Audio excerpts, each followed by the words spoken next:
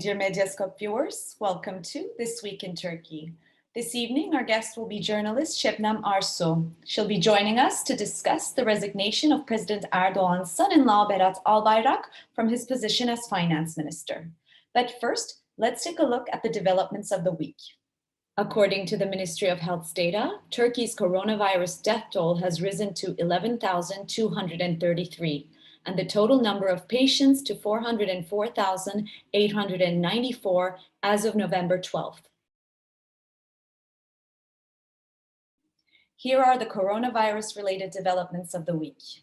New coronavirus restrictions have been implemented this week in Turkey as an attempt to cope with the rising number of cases. Residents of Ankara and Istanbul who are 65 and older are now restricted from leaving their homes except from 10 a.m. until 4 p.m. In accordance, the government introduced a nationwide smoking ban on November 11, banning smoking in most outdoor spaces. Furthermore, Turkish Medical Association's Istanbul branch has made an emergency call for Istanbul to enter a lockdown period immediately. According to the statement by the association's board member, Professor Dr. Rukiye Eker Ömeroğlu, it is time for an immediate lockdown for Istanbul. She said that ambulances cannot keep up with the calls from the COVID-19 patients, that all the intensive care units in Istanbul are full and private hospitals are charging corona patients extra in order to care for them. Meanwhile, vaccine trials continue to be held at Hacettepe University. Professor Dr. Serhat Ünal and Professor Dr. Murat Akova held a press conference on November 11 and shared the recent developments on ongoing vaccine trials in Turkey. In his press statement, Dr. Ünal referred to Brazil's suspension of the Chinese coronavirus vaccine trials due to a severe adverse effect. The same vaccine is also being tested in Turkey on volunteering healthcare workers. In response, Dr. Ünal explained that the severe adverse effect that occurred in Brazil is an unexpected death of a 34-year-old male volunteer. However, Dr. Ünal added that the volunteer's death was due to a drug overdose unrelated to the coronavirus vaccine. Responding to the questions of whether or not the trials will be suspended in Turkey, Dr. Ünal commented that, after realizing that the death in Brazil was unrelated to the vaccine, we decided to continue with our trials.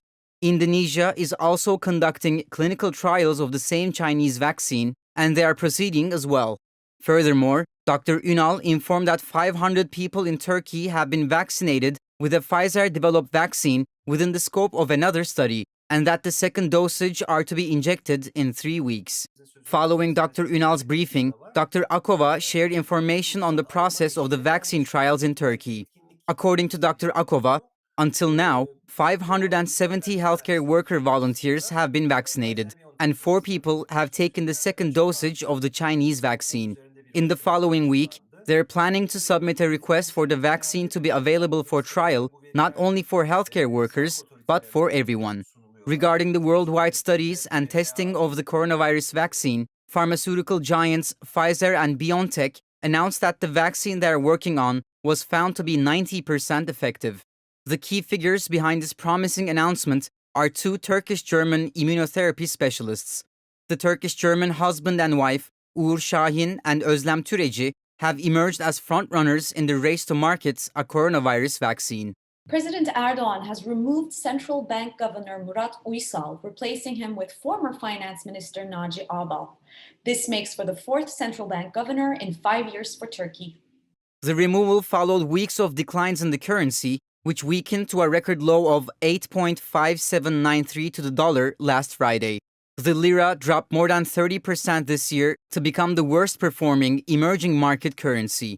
Uysal, who was appointed in July 2019 after his predecessor was fired for defying the president's call for looser monetary policy, had been raising borrowing costs through a combination of rate increases and backdoor measures since August. But that approach failed to provide enough of a support for the currency or to rein in inflation, which is hovering at double digits compared to the official target of 5%. Ağbal, who was finance minister in past governments under Mr. Erdoğan, had been serving as head of Presidency Budget and Strategy Office since 2018. On November 8th, Berat Albayrak resigned from his position as Minister of Treasury and Finance through an announcement he made on his Instagram account. As President Erdoğan's son-in-law, Albayrak's resignation drew national attention. There was no official confirmation of his resignation for more than 24 hours coming from the government, which added further confusion. Contemplated reasons behind Albayrak's decision to quit and the belated government response to his announcement created a political turmoil in the country. His unexpected announcement came a day after the central bank governor Murat Uysal was replaced with the former finance minister Naci Ağbal by presidential decree. For his decision to step down, Albayrak cited unspecified health reasons. The long silence following the resignation post led the media and the public to believe that Albayrak's social media accounts might have been hacked.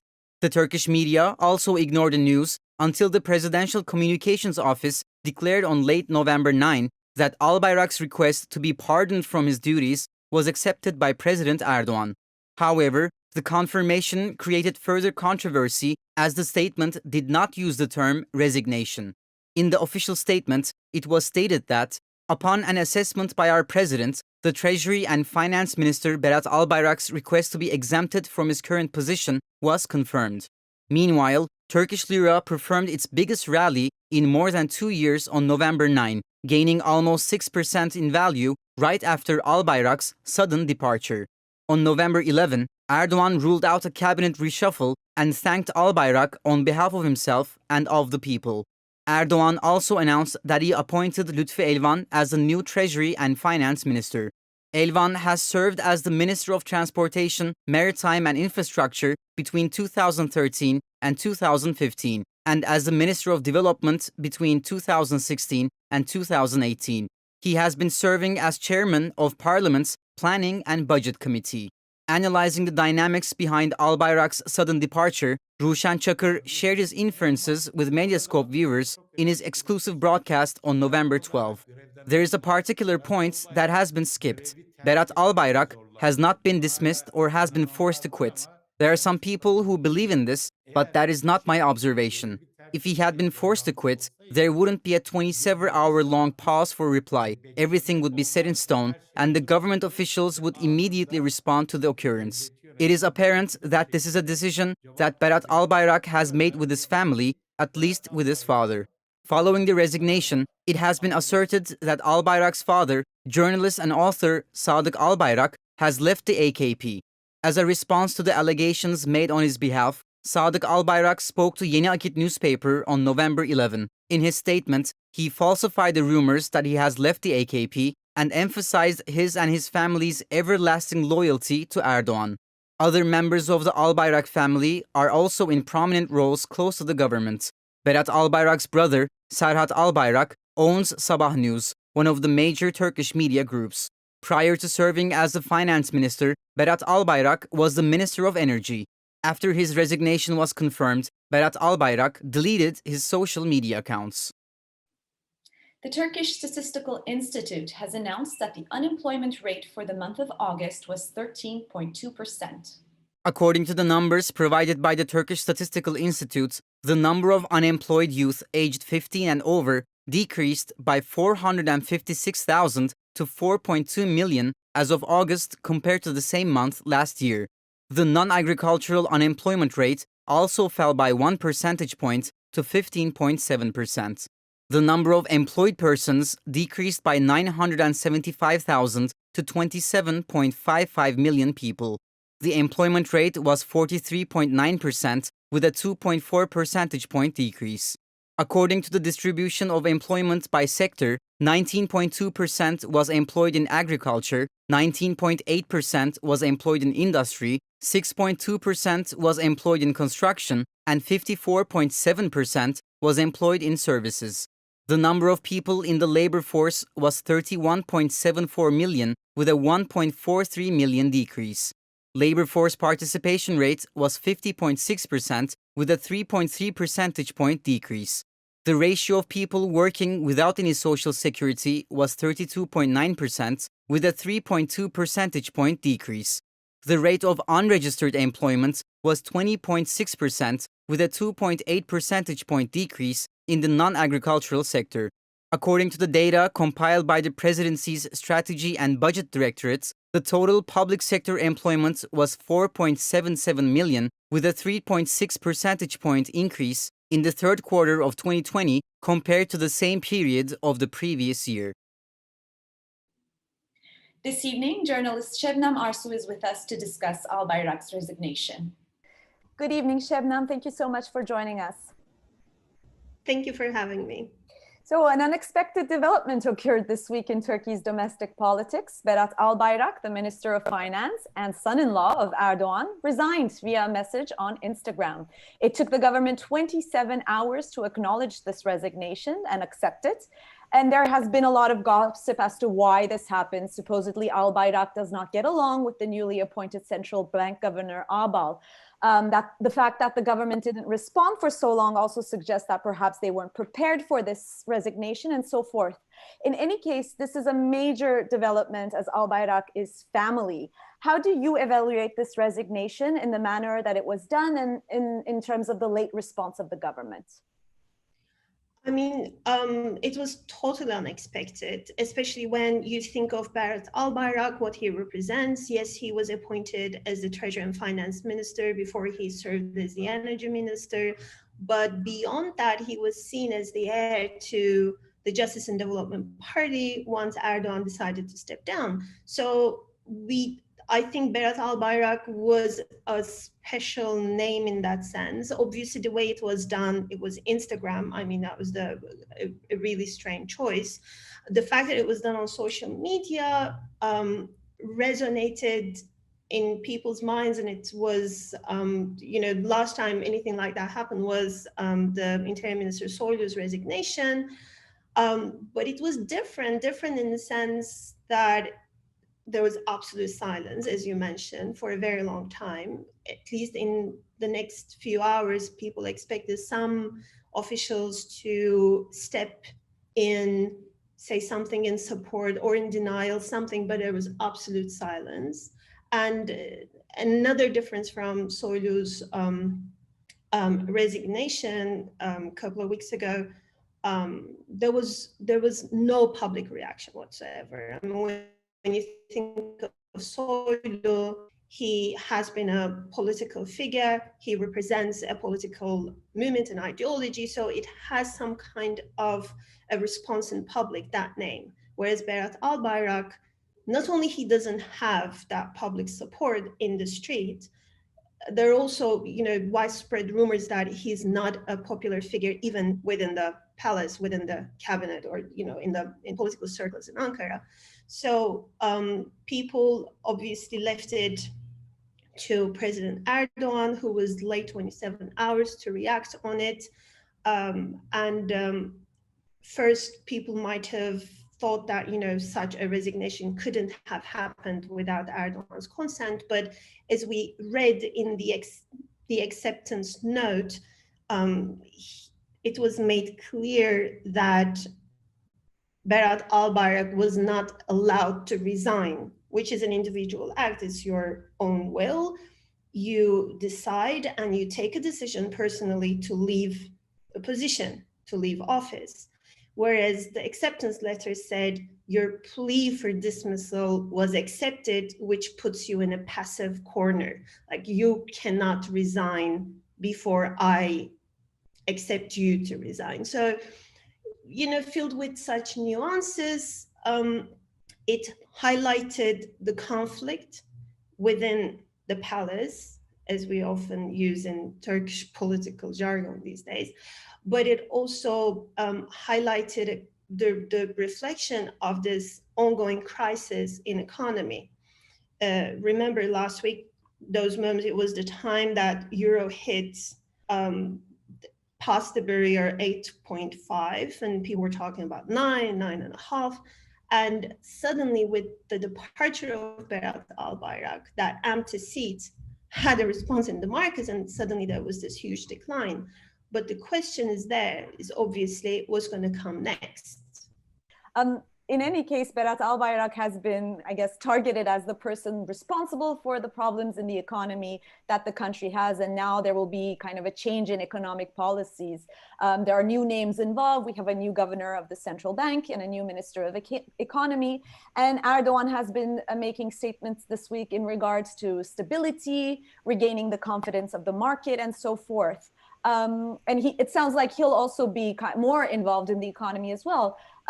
Do you think Erdoğan will turn this into an opportunity? I mean, he's sacrificed his own son-in-law, and in case the economy does not get better, because in essence we have really serious economic problems in Turkey. So do you think he can try to kind of rid himself from any responsibility, stating for perhaps that economic problems are a more global issue due to the pandemic and so forth? And how sustainable is this in terms of the actual reality of the economic problems that we have?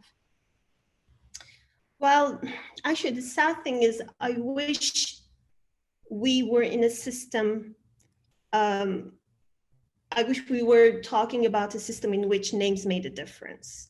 Unfortunately, as many people would argue, the problems that we're experiencing today has to do with a one-man regime. And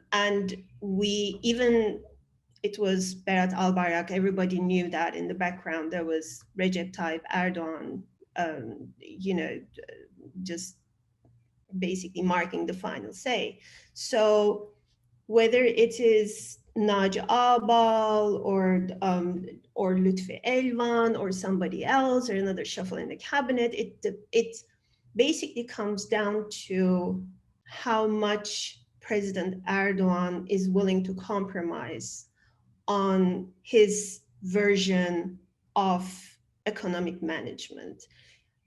Obviously, the markets have taken this as a good sign, but it's not sustainable. There has to be a policy shift that many critics have been pointing at for months now. We've seen incredible cash injection, foreign currency injection by the central bank to control the devaluation of lira, and that didn't work. Obviously, the markets are calling for an interest rate, and I think as many people interpreted after Erdoğan's speech yesterday, that bitter pill is about increasing the interest rates. That's the expectation. Very likely that is going to happen, but is that enough? Many economists and people who keep the pulse on the foreign investors say that ultimately this comes to a fine democracy in which law is applied properly, justice system works, and the main rules of economy are followed. Unless a fine justice system in place, unless the foreign investor feels secure investing in that country, that interest rate might secure the day for a few weeks maybe, but then in order to bring in that large capital that the economy needs to get back on its feet again, you need to make sure that this justice system in Turkey works. And there is going to be a meeting, we heard, with the new Treasury and Finance Minister and the business groups, including TÜSİAD, Turkish Businessmen Association, TOB, Tradesmen, Chamber of Tradesmen, and MÜSİAD and all that. So hopefully a long-term policy shift will come in place. But then is there hope that it can happen? Yeah, of course, we can always feel hopeful, but unfortunately, the record so far is not to the advantage of the government. Lots of promises, similar promises were made in the past, and we've seen such little progress to no progress. So what will happen today, or what happened today that will change it for future, is something that we have to wait and see. You mentioned earlier that, the names are not important, that it's, Erdoğan making all these decisions at the end of the day, that we're talking about a one-man rule here, and the erosion of all the institutions that, no longer function properly because everything is tied to him. And many suggest that actually this slide towards this type of governance actually started with the appointment of Albayrak as a politician in ministries and so forth. Do you think that perhaps with the kind of departure of Albayrak, the reintroduction of old names such as Efkan Ala, Lütfi Elvan, and so forth, could perhaps suggest a change in this governance, a return to what they say is the essence of the AKP and so forth? What do you think? I mean, when you look at the names, when you look at the central bank government, the new central bank government, first of all, of course, according to the international accepted criteria, let's say, you never expect that person to be a political figure. Whereas you see Naci Albay having acted as a politician in the past. So how impartial can he be when it comes to monetary policies or the governance of central bank is a big question. The only thing is he is a figure that many people say markets feel like they can talk to and they can relate with. In that case, it might be a choice better than a random name. And when you look at the new Treasury and Finance Minister, Evan has served as a transportation minister, especially during this horrible fatal train accident in Çorlu, and no consequences were faced. There were no political prices being, paid. So, which shows, so how can they impose their own policy making in these positions is a big question mark, because you see a pattern of not having taken any responsibility in the past for their actions. And so in that case, to my reading, really beyond the names, it is more important to watch how Erdoğan is going to rephrase this new period. Already you read in the pro-government media that Erdoğan is likely to take a greater role in economy management, and that is exactly not what the foreign investors want to hear because of his personal record in the past. So I don't think it's going to make a huge difference, but of course it is good for someone, for people to occupy these seats that the markets feel they can talk to. It is, even though they will not be able to make huge political, shifts from the past, at least they are the people who could relay the message to the palace properly. And lastly, I'd like to ask you, do you think there will be more resignations? I mean, when we talk about the Albayrak family, we're talking about also other people who are connected to the ruling power in terms of their shared interests. We have Serhat Albayrak, who's also a very powerful person, owning one of the major media groups that, is connected to Erdoğan and who does, the media front, let's say, of the ruling party. Will these relations suffer, do you think? I think these groups are so intertwined with each other that these relationships cannot be broken with a single name.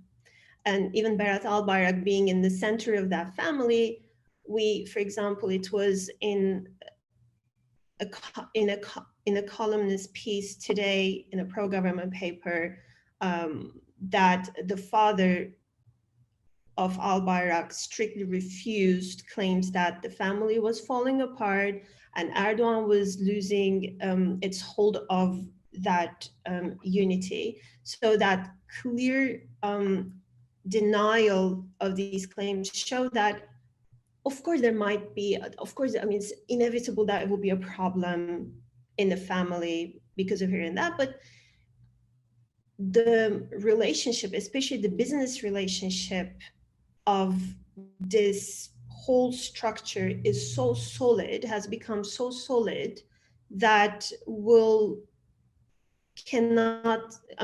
it cannot be broken with a single move. I don't think so. But on the other hand, of course, there is this, constant talk and, behind the scenes talk about who supports who within AK Party. Obviously, there are these splits from the party with Babacan and Davutoğlu. And there is this fear that in the next election, these parties could crack the unity within the party, and that Ankara holds been split between pro-Albayrak supporters and pro-Soylu supporters. All that thing, I think, we have to just wait and see. And especially, from what we've seen in the past, there's always been, rumors that, 10 people, 20 people, or 30 people will shift parties, but it always happens in the last minute. Mm-hmm. So before there is the possibility of an early election, I don't think these rumors will be materialized. Şebnem Arsu, thank you so much for having joined us this evening. Thank you. That's all from This Week in Turkey. See you next Friday at 9 p.m. Good night.